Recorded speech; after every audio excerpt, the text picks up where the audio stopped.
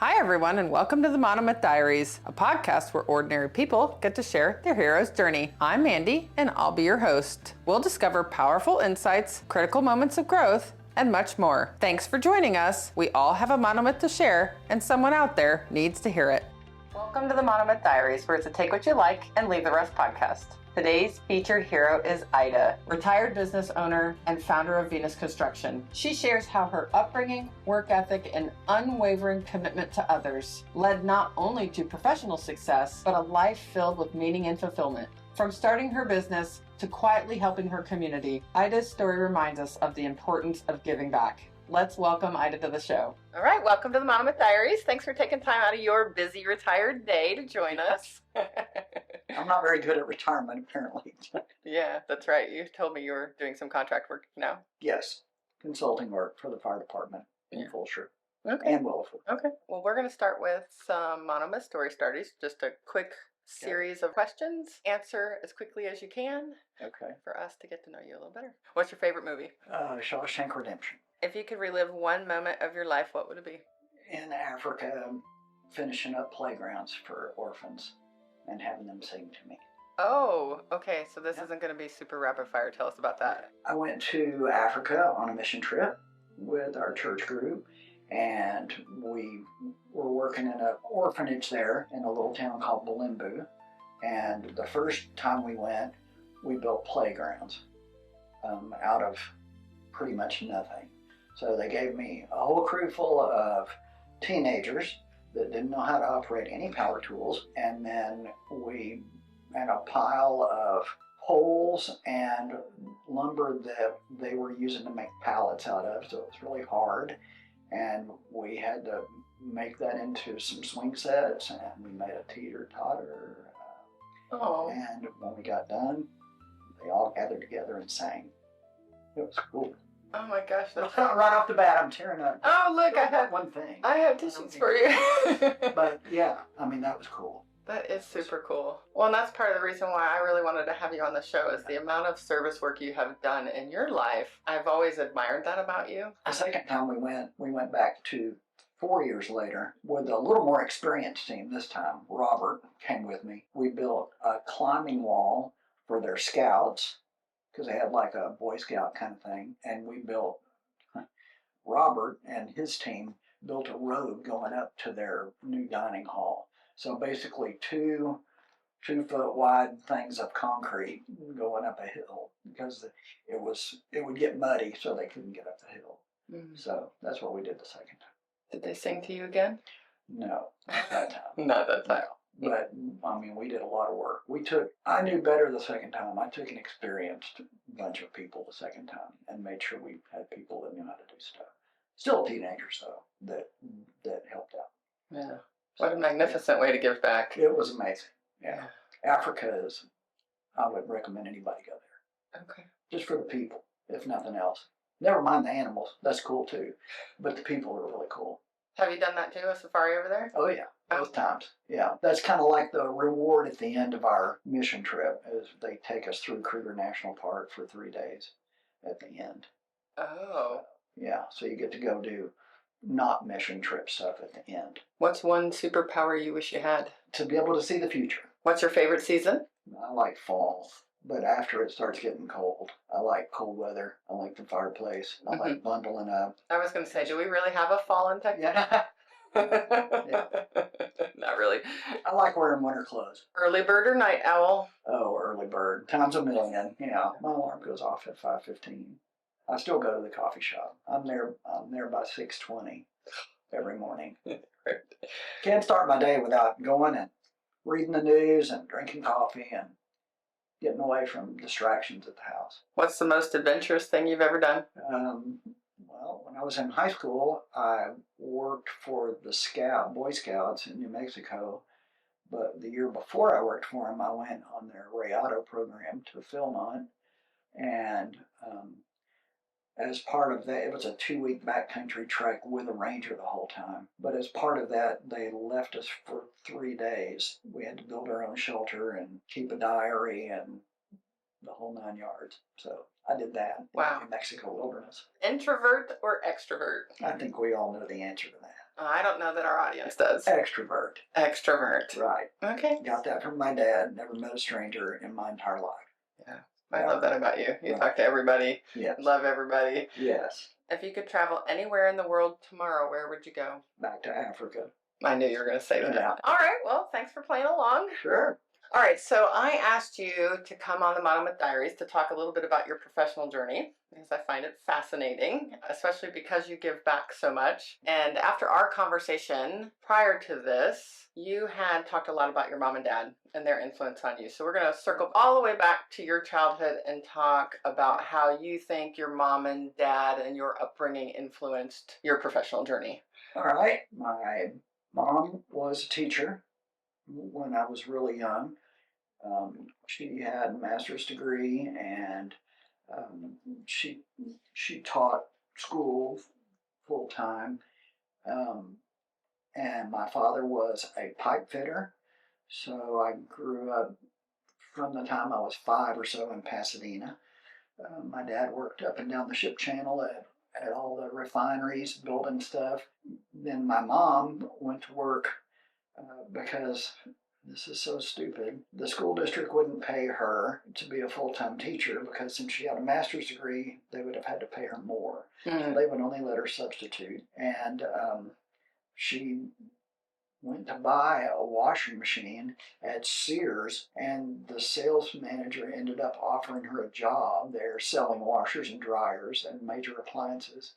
And she made like 10 times more than she did as a teacher. It was a commission job, and my mom was great at people. Everyone trusted her. And my dad working in the plants, we would go for a drive on Sunday afternoon, and he would go show us the plant where he was working and tell us all about what was running through these pipes and stuff. I grew up knowing everything about the ship channel and how stuff worked, how refineries worked and stuff. It was pretty cool. My dad was not a home improvement kind of guy. Like, he didn't really work on the cars, or he was no carpenter at all. If it was a plumbing thing, he was good at that. So we grew up playing with like brass fittings and stuff as toys that my dad would bring home from work. But he definitely, having 3 daughters with my older sister from his first marriage, we grew up just doing stuff for ourselves. He made sure we knew how to change a tire on the car, how to check your oil, and back then how to change our oil when I was a teenager in high school.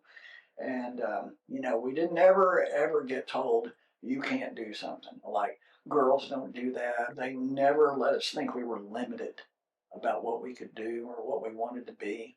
You can be whatever you want to be when you're grown and gone. There was no expectations of us, really, and no, women don't have those kind of jobs. There was none of that. None of that. As a matter of fact, my dad would celebrate and tell us about when a woman would be working in his workplace because it was so unusual. Have a female welder or pipe fitter or something. There were few. It was the 60s and 70s, few and far between.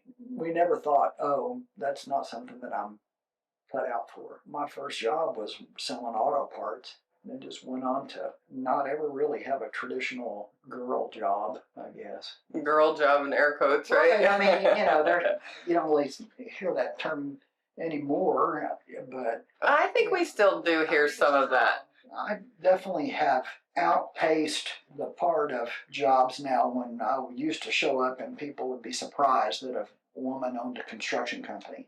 Or I would answer the phone at work and people would be shocked that a woman worked at an auto parts store or managed, a Builder Square, which is one of the places where I worked when I was younger. I will say that I remember being shocked, but also impressed when we met. Yeah. Because that's how we met one another. Yeah. And we'll talk about that in a minute. I do want to talk a little bit more about your parents and their values that they instilled in you, because I remember one time you were telling me that your mom and dad focused on treating other people with respect and love, and you felt like that shaped a huge part of the way that you handle customers and people you work with and so forth. We definitely were brought up to be respectful of adults and of other people in general, but there was no option at our house. You used please and thank you and yes ma'am and no sir, and there was no slang or talking back at our house. We were definitely brought up to respect people, and still to this day I use ma'am and sir all the time. I've always thought it was a sign of respect, and I have preached please and thank you to every young person I've ever run into. We're so fortunate that we were brought up that way, to respect other people and to respect adults. We were so lucky that we were preached at from the get-go about, everybody deserves your respect. It doesn't matter what color they are or anything else. Well, let's go back to talk about how we know one another. Okay. Yeah. Since we sort of started to touch on that topic. So you recently retired. You had started Venus Construction, which is a very big, thriving construction business here in the Houston area. And that's how we actually met. Yes. So tell us what you remember about meeting me. You called me about coming to look at doing some work on your house. You were home with Weston, who was very young at the time. I would say 4 maybe, or 5. He was 3, maybe 4 at most. When you met me at the door, he was right behind you with a lightsaber from Star Wars. Of course he was. It was the first words out of his mouth were, "I have a lightsaber." I can see that. And I was very impressed with his lightsaber. And then I came in and looked at your work and ended up doing some stuff for you at your house. I think you had a little list, if I remember right. And then you guys hired me to do some work at your rental downtown. That was much later, yeah. Was living in. Yeah, that was much later. That was the next thing I remember doing for you. We may have done some things at your house, but yeah. And I think you had said that you had recently started Venus Construction, so it wasn't the giant that it is today. No. I was, we were still a young, struggling company at that point.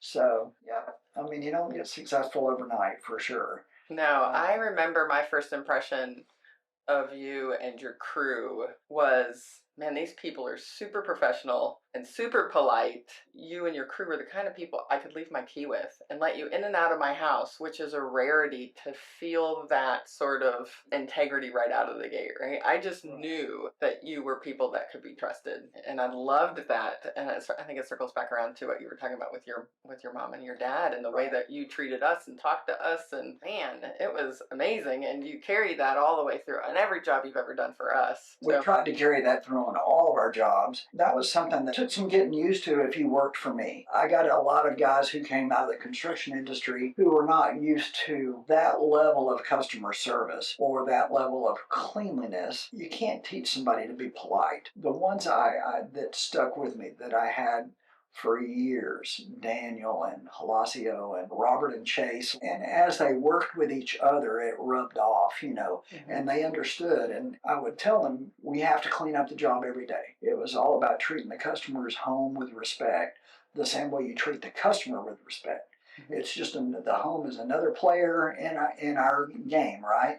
And if you're working in somebody's home, you would want somebody to respect your home the same. And so I preach that from day one with everybody. Maybe we made a little bit less money along the way because we took time to clean every day. We took time at the end of a job to do maid service and make sure that we dusted and mopped and cleaned, which a lot of companies don't do. No, they do not. Right, and so we might have made a little bit less money along the way doing that, but it came back to us over and over again in repeat business and referrals. The last probably 15 years I was in business, 80% of our business was referral. If you're going on a referral lead, you've got half the battle won already. 9 times out of 10, they're not even calling anybody else.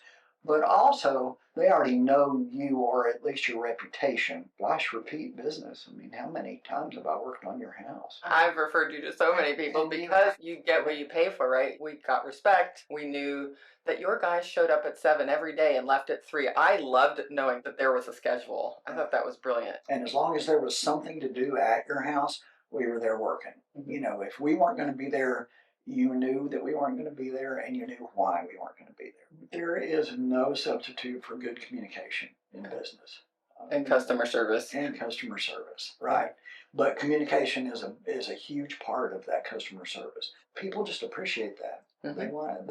They appreciate good communication, and so do your employees. My employees loved the fact that I would leave them a list, punch list, because it gave them guidance. If you tell a guy, you know the stuff that needs to be done, do it, and then you come in and he didn't do what you wanted him to, you've got only yourself to blame. Right? Right? You know, if you empower them to make their decision on what they're going to do, then you have to stand behind what they decided to do because you didn't tell them, do this stuff first. Well, let's talk about customer service. I know when we spoke before, you had said you learned customer service along the way in some of your earlier jobs. So let's talk about some of your earlier job experiences prior to founding Venus Construction. One of the places where I learned really good customer service, it didn't really start until after I got to Builder Square. Prior to that, I was managing an auto parts store, but I was still really young, so there was a lot of screwing off there. I mean, we sold stuff and we did pretty good business, but you know, we were also acting up and being idiots. We were young people, you know. Right, we all were young ones. Yeah, and I only went to work for Builder Square when I was like 25 or 26, and that's when I straightened up and started being a decent human being. I won't say there was no screwing off there because there was, you know, like driving the forklift 200 feet to answer a phone call or stupid stuff like that. But at Builder Square, once I got into management, that's when I learned good customer service because you're having to teach people that you're hiring in that don't even have any retail experience at all. Mm-hmm. They don't have any experience at doing anything, a lot of first-time jobs and stuff, because they don't let you pay anything at those kind of places. Now it's a little bit better. So you would have to make people understand, you know, one of the worst things that, and you'll see this sometimes even today in retail, I would tell my people, if you're working on an aisle putting up stock and there's a customer on that aisle, you should have already talked to them. Mm. What are you looking for? What can I help you find? I said, yes, these places, Builder Square, Home Depot, Lowe's now, were built to be self-service. But if you talk to them, first of all, there's a much greater chance of them buying the thing they need right the first time, helping them find what they need so they go away with a warm fuzzy. Mm-hmm. You know, and I'm buying a water heater. Oh, okay, well, you also need these two new hoses and you need this roll of tape to tape off the vent pipe.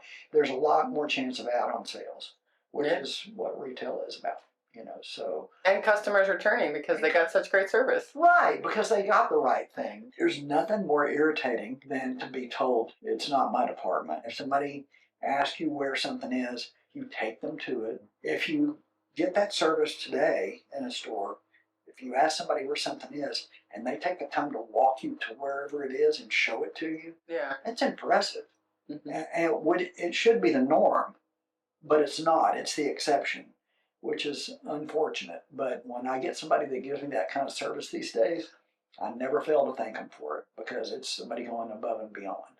And it's also where I learned that it's a lot easier for people to shop or to do business in an environment that's clean and neat and orderly. That came from my mother, borderline OCD about stuff. Not to the point where it's debilitating, but to the point where one of my exes said that my headstone is going to say, is that where that belongs? Well, I could see now where that came into Venus because you always left your jobs clean and orderly. And functional for the next day. For the homeowners. Bloated all over the place. Mm-hmm. These people have to live here after we're gone for the day. Did you used to work at a golf course too? Or something along that? I did. In an in-between period, I worked at Falcon Point here in Katy. I started out working there because I was taking golf lessons there. And I told the golf pro I wanted to volunteer as a marshal at Bear Creek because I got to play free golf. And he goes, don't do that. He said, be a marshal here and I can pay you a salary and you can still get free golf at a country club. And I was like, oh, okay. I was a part-time, just on the weekends, I would marshal at Falcon Point.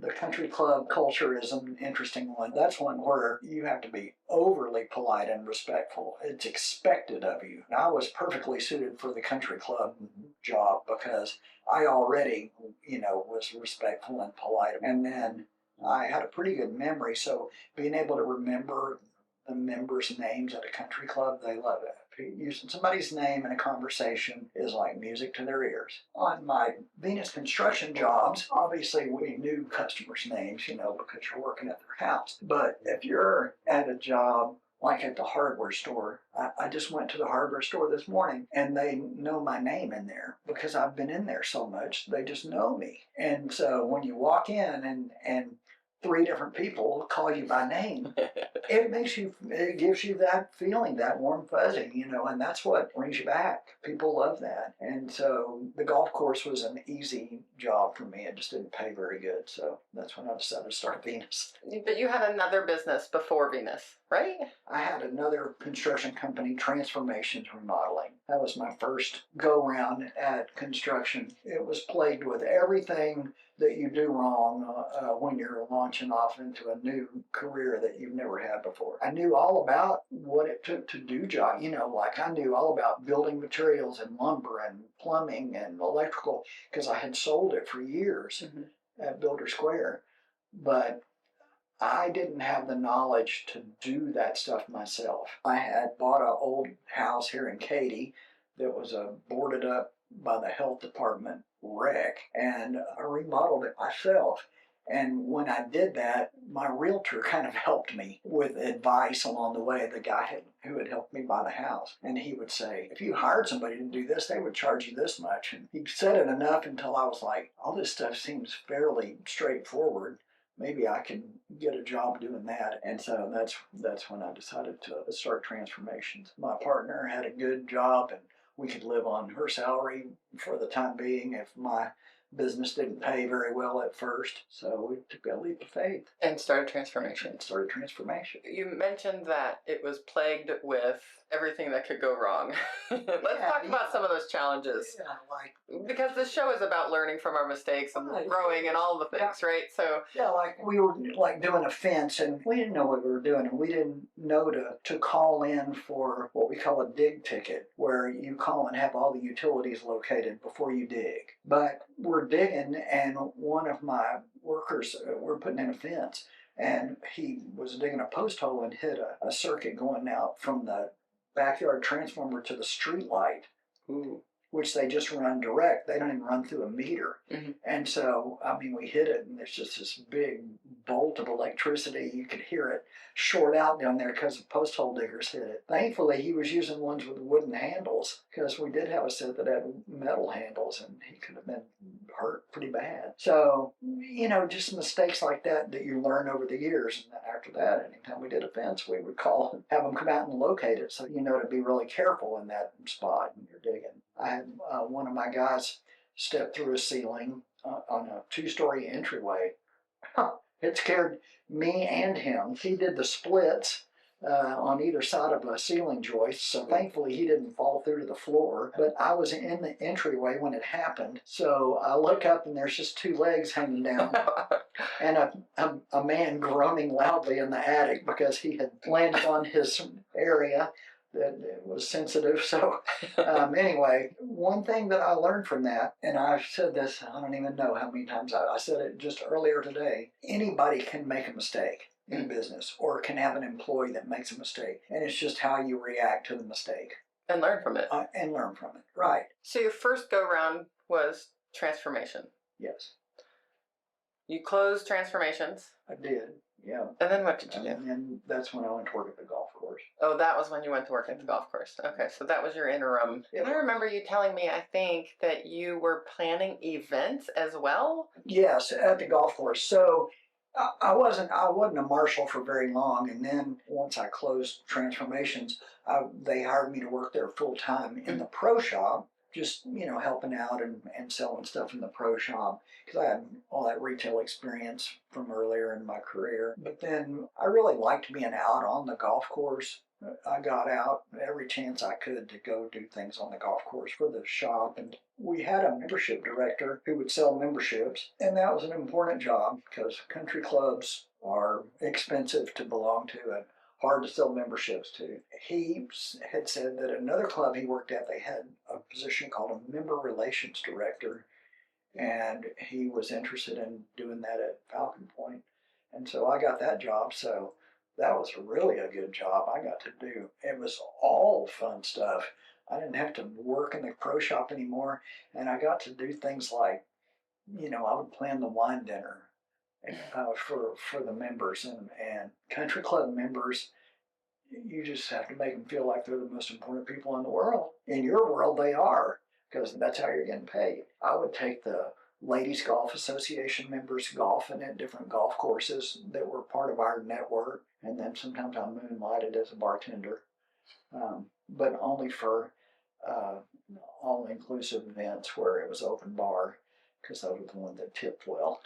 I wasn't interested in anywhere they had to pay for their own drinks. You had a lot of interesting jobs that have led you to your success. Was there a specific moment that you knew you wanted to give it another go, open another construction business? When Alicia and I bought... Who's Alicia? Hold on, let's back up. Alicia was my partner when I bought my house on Saddlebrook, and it was in need of many repairs. It was vacant, but it was a property on an acre of land. So again, I was working at Falcon Point, but not a lot at that point. They had eliminated the member relations director, so I had gone back to just being a marshal. So we bought this house, and I took 3 months off to remodel it and everything, and that kind of whetted my appetite again. So I started Venus then. I felt like I knew a lot more about that business, and I was ready to go again. You've been collecting a lot of experiences. I have been, yes. I think we figured out 2007 that you started Venus Construction. Tell us what the early years were like of getting started. The early years, it was really just me and like 2 people. Very small. At first, I was still a worker bee back then, a hands-on person.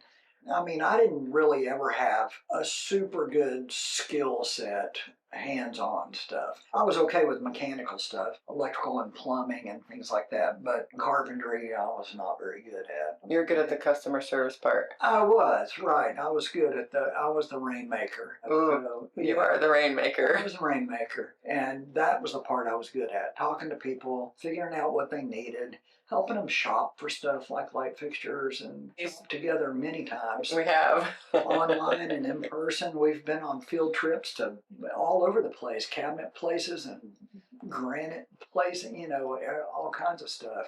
I did that with a lot of customers. Not that you're not special, because you are. I was going to say, you had said something about making people feel like they're the most important. And I feel like you always made me feel like when you're working on my house, I was the most important job you had at the time. That's a big deal. What do you think was some of the keys to success this time around? Well, definitely the customer service, that we keep going back to over and over. Treating people with the respect that you would want to be treated with, treating their homes with respect. All the knowledge that over the years that you've over the years, of course, and then just knowing the better way to approach jobs, the product knowledge and just the business knowledge of how to do remodeling is super helpful. And then keeping up on new trends. We would go to the home show in Vegas, and then, certainly learning from other contractors, finding a good set of subs that you can trust. Yeah, so building those good, solid relationships. That's right. Yeah, so I definitely think those some of the keys to having a successful business. I think one of the other qualities that you have, that I know you said you don't like to toot your own horn, but I think it's a big deal, is the way in which you give back to people. And I know from my experience with you is that's one of the reasons why I loved hiring you. Of course, your customer service, the way you treat people, but I know you're giving back to the community all the time. I think that's a huge thing that I look for. So we're going to talk about that. And I know you don't really want to, but we're going to. That's all right. Yeah. Let's talk about some of the ways that you give back to the community. I was always been a member of the Chamber of Commerce. I like being a part of the chamber. I was on the board of directors of the chamber for many years. First of all, it's a great business networking organization. The chamber does a lot of good charitable work. They have scholarships and they do a lot of good in the community. So I liked that aspect. The Chamber of Commerce has a big part in the Teacher of the Year luncheon. 12 years ago now, I was always involved in the Teacher of the Year luncheon, volunteering at the lunch or at least going to the lunch. And the teachers all get a bag, a goodie bag at the luncheon, every Teacher of the Year. And the goodie bag would have all kinds of stuff in it. The Chamber of Commerce would always put a gift in there. Usually it was like a clock for their desk or something. But then the community had the opportunity to put whatever they wanted in that bag, the chamber community. So there would be koozies and gift cards to restaurants and all kinds of stuff, right? So, yeah, I mean, it was nice. They would pick up this big, it was usually a big shopping bag full of stuff. But I decided I was looking for something to give them that would be more permanent. A friend of mine and I came up with giving each of the teachers their own brick at Heritage Park in Old Katy. They have a big plaza where the old houses are in downtown Katy, and there's commemorative bricks there. So we decided to partner with the Katy Heritage Society. I said, if you'll come in as one of our partners on this and let us put the bricks in there for free, we'll make you a partner so you get recognized as a part of this program. Nice. Right. So it wasn't a fundraiser for them, but it did give them recognition with the school district and with the community. And then when I first started, my partner was Sam Schultz, because he had Country Park Portraits then, nice portrait studio here in Katy. After a while, he sold his business and went on to do other things for another company. So after that, I partnered with Modern Pest Control, who is in Old Katy. Oh, I use them. You do? I do. Probably because of you. Probably. Because Dale Lawson, who owns Modern Pest, is a good friend of mine. He was on the chamber board with me. Now he's a partner with Robert, who bought my company, and they're going to keep on doing that. So this will be the 12th year that we've given them a brick. Every year it grows by 2 or 3 more schools, so I think we're up to almost 70 now. It's really cool to go to the park and see the groupings of their bricks and every year, and the teachers get to put a little saying on their brick, whatever they want to say. And it used to be really funny because we would have them sign up for it at the luncheon. They would fill out their form at the lunch. So we would give them a form and it would have 16 boxes on 3 lines. And they could put whatever they wanted in those 16 boxes. That's what you filled in. Invariably, we would have to chase them down because they had written out past the boxes. This is a simple fill in the blank. And you're a Teacher of the Year. I know. As a former teacher, they used to say we were the worst at being quiet, and we were the worst at following directions. Right. Yes. Found that to be true. Now the brick companies, thank goodness, have it set up so they just go to the brick company's website to a link we give them and fill their brick information out online. But anyway, at the beginning, it was just us out there, and we were trying to get a hold of the teachers, and we might only have 10 show up. And it was frustrating because they all got a brick, but they didn't, getting the word out to them. Well, then this wonderful woman named Leah, who is not with the school district anymore, but she was their head of public relations. She got on board, and after the school district got on board to support the program, then it was great because they communicated with the teachers. Okay. And that changed everything. I can't brag on the district enough. I mean, they cater the event now. They bring a sound system. They bring lights. They have the superintendent and the whole school board there. All the politicians come out for it. The press comes. It's still a great, amazing event, but the district has made it so much better. I've seen pictures on social media when you're there. And this was my last year to do it. Very meaningful and a very cool event. With my mom being a teacher, I just felt like it was a great way to honor them. Yeah. And then just tons of things I've sponsored over the years, mostly to do with schools. I've done lots of art projects, like commemorative tiles in schools and stuff, and we only charged cost on that. We didn't ever make a profit on those jobs because the art department has zero budget, especially the elementary level. And then quietly, I know you also feed a lot of people, police officers, firefighters. I do, yeah. I mean, you love to cook. Love to cook, yeah. I love feeding the firefighters. You know, I've fed the Willow Fork guys several times. About 5 or 6 years ago, one of my guests at my Christmas party fell and broke his nose. So an ambulance had to come from Willow Fork, and they loaded him up and took him off. So when he got better, we did a baked potato bar for all 3 fire stations. He and his wife and I delivered baked potatoes and fixings to all the fire stations. So I baked like 150 baked potatoes in my oven over a couple of days. That was fun. The chamber did a clay shoot a few years ago, which I know nothing about sporting clays or really guns in general, but I thought it was a good event and it was going to benefit some scholarships and stuff. So I called Bill Hastings, who was the police chief in Katy at the time, and said, hey, why don't you bring some guys to this clay shoot and I'll sponsor the team. He brought 3 other police officers that all were good hunters, and that was really fun because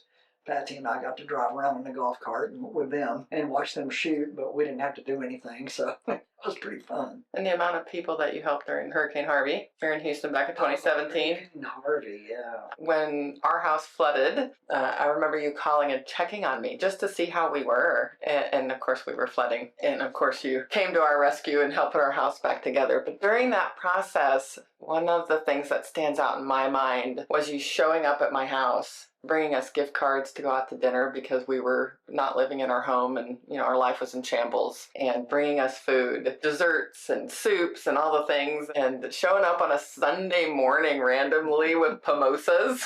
That was so much fun.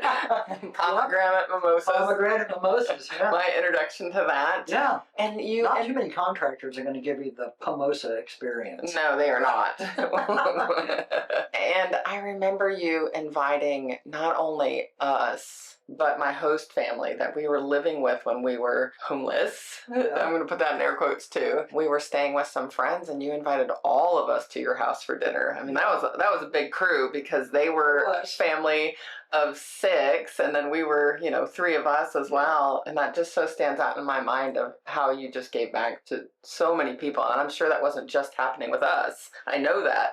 Yeah, probably more you guys than most, though, because by that time you and I were friends already. So, yeah. I mean, you were already at the invited to my party level of friendship. So. Harvey, we had 2 record years in a row with my company for the worst possible reason. Yeah. I mean, I would never wish that on our community again, ever. Even my own house. You guys showed up and half my hardwood floor was torn out of the back of my house, It was messed up. I fed a lot of customers during that. I mean, y'all more than any, but everybody somewhere along the way ate my gumbo or my homemade soup or something, red beans and rice. Yeah. Whatever I could make a giant pot of. And nobody complained about my cooking, so I guess it must have been okay. No, your cooking's great. Yeah. Thanks. All right. Why do you think that service work is important to you? I just think that if you're successful in business or in life in general, if you have time, you should give back to your community or to people in need. I've always been a big fan of that direct benevolence. I want to see my stuff doing good. Yeah. I want to bring you food and then have you shower me with compliments about how good it is, or show up with alcohol on your doorstep while we're remodeling your house. I just think it's important. I think that it's important to help people who can use the help. I would want somebody to help me. People have helped me along the way. I think you're cheating yourself also because it feels good to do for other people. I love it. It does feel good. Yeah. If you're doing it for the right reasons, you're not doing it for recognition. So true. I mean, you're not. It should feel good enough to you that that's all the recognition you need. Yeah, for fun and for free. That's right. That's right. Yeah, and if you're doing it right, it is fun. When you're going into situations where it's sad, like Harvey, honestly, there wasn't a time when I came to your house that we didn't laugh about something. I mean, you and I have always laughed. We've always had fun together. And I know you told me once I was the hardest working housewife you'd ever met. Right. And also told me to stop doing some of my own construction because you always have to come back and fix it. Charge you extra if you work on it yourself first. But also, how many times have I said, take your phone and go outside, and I can talk you through this one over the phone. Oh, that's How many so times, valuable. right? Yes. Right. You know, I know freeze is coming. How do I winterproof this stupid irrigation thing? Or my water softener's not working. Why not? You know. But to me, those are acts of service because you're not charging me for that knowledge that you Right. give, and I so Even appreciate if that. even if it's because I don't want to get up and come to your house for whatever reason. And you're by far not the only person I've done that with. Yeah. You know. Well, you're the queen of giving back. Teach the customer next time you know. Yes. I know how to do my irrigation now. That's right. Yeah. Especially a female. We can do it. We can do anything. All right. When you look back at your impact on Venus, on the community, what are you most proud of? I'm really proud of the company, of building the company into what it was, and of being confident that I could pass that on to Robert and to my guys, and that they would keep doing it that way. And I told them all that when I left. I said, just because I'm not here doesn't mean you start slacking, because that's not what got you here. That's not what got you to a solid job that you get to go to and being some of the highest paid guys in your industry, with vacation, with repeat business over and over and over again. Yeah, you're leaving a legacy and you want that to continue. That's right. I want them to continue to have good business, for sure. Yeah. All right, well, we end every episode of the Monomyth Diaries with an attitude of gratitude, and it's your opportunity to uplift anybody in your life that's been a mentor, a hero, significant in your journey. Anybody you want to lift up today? You know, I don't know that I can point to any one specific person. You learn stuff from people all the time. You learn from everybody. Everybody has something of value that you can take away, even if what you take away is, that person's having a bad day. I got to remember not to let my bad day rub off on somebody. A kid the other day, I had been having just a crappy morning. I was mad at some subs at the fire station job, and I had just had to throw a little fit on the job, and which I don't lose my temper very often, although my girlfriend would probably disagree.